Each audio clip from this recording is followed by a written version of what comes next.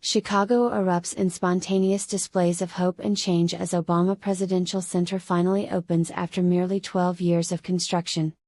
In a dazzling ceremony that historians are already calling the most important event since the invention of hope, former President Barack Obama and his wife Michelle officially unveiled the Obama Presidential Center Thursday, a gleaming monument to democracy, community, and the unassailable legacy of the man who fundamentally transformed America into whatever this is. Thousands of adoring fans, Hollywood celebrities, and the other 3 living former presidents gathered in Jackson Park for the star-studded event, where performers including Bruce Springsteen, Stevie Wonder, Jennifer Hudson, and Bono took turns reminding everyone how inspiring it is when extremely wealthy people lecture the rest of us about systemic problems. Obama himself delivered remarks stressing the power of community, warning against power grabbers, and gently reminding the crowd that democracy can be slow and frustrating, especially when you're trying to build a massive presidential complex in a city you once promised to fix. This center isn't just a building, Obama told the crowd, choking back what appeared to be either emotion or a carefully rehearsed pause. It's a beacon. A launch pad. A place where the South Side taught us that you can become whatever you want to be, like, say, a multimillionaire best-selling author with a Netflix deal while the neighborhood stays exactly the same.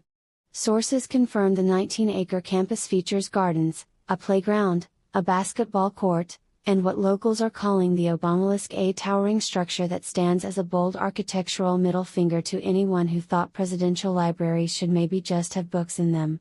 Construction delays, ballooning costs, and the occasional lawsuit from preservationists were politely not mentioned during the festivities. Michelle Obama, looking radiant in whatever ethically sourced fabric costs more than most people's rent, paid tribute to her daughters and the incredible journey of a family that had no voice in choosing their path to global superstardom.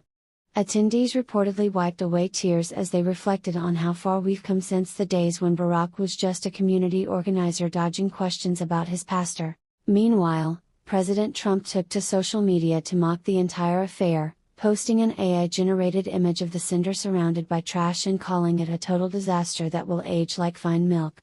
Obama allies immediately condemned the remarks as divisive, noting that only one side is allowed to build giant self-congratulatory monuments these days.